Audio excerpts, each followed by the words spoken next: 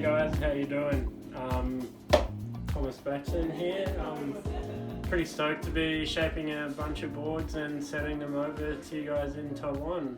I hear the waves are pretty good. Hope to maybe even get there at the end of this year, maybe. But yeah, if you've got any questions about boards or you want to get in touch about ordering them or anything, Appa will be able to help you out and we can get it all sorted. Cheers!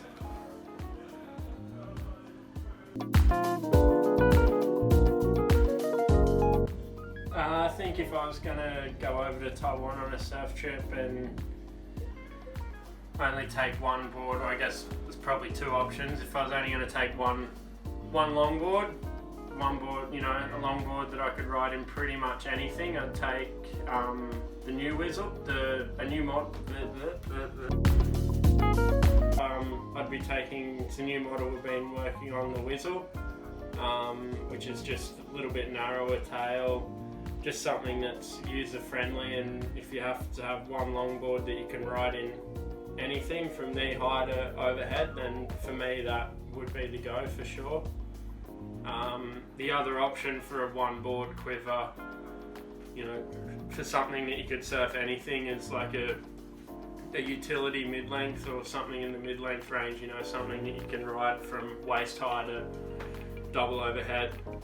If you know you got one board to sort of cover all bases, then a mid-length 2+1 fin setup would be what I would suggest for sure.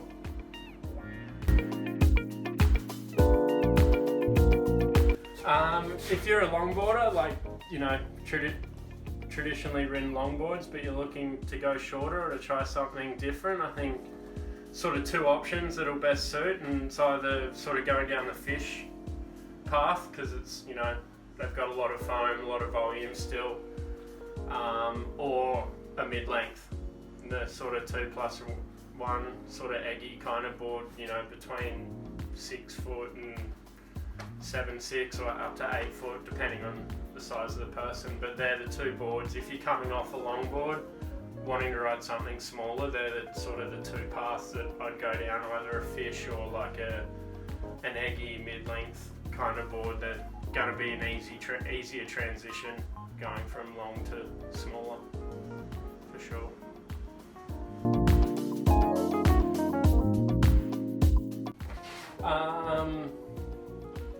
I guess for surfing small perfect waves, especially if they're a bit longer, then, you know, a heavy single fin longboard for me is what I would choose. You know, if it's under head high, or, you know, head high and smaller, and it's clean and perfect and hollow, pretty much any longboard is gonna be good, gonna work, and then it depends on the feel you'd like. I mean, personally, I'd probably ride something with a roll bottom and pinch rails if it's got good shape. If it's a bit fatter, not so perfect, but still small and a bit weaker, then like a step deck or something that's a bit more of a nose rider will probably suit the conditions a bit more.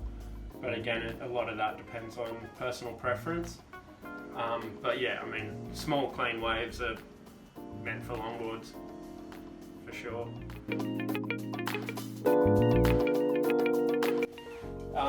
I guess, yeah, one thing we always face is dealing with really shitty, small, crappy conditions at times, and you get desperate and still want to surf.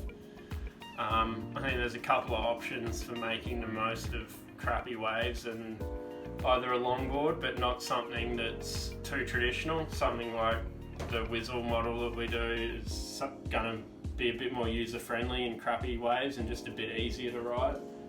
Or a high volume shortboard, you know, a wide, chunky thruster, grovel type of board.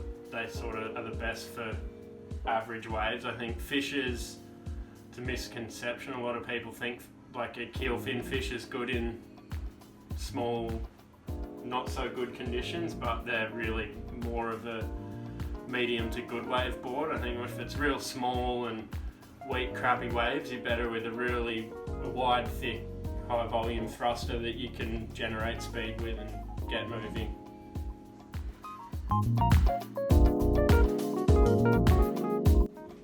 The beer's good. Kind of reminds you of home a little bit. But yeah, can't go wrong with a nice, easy to drink lager.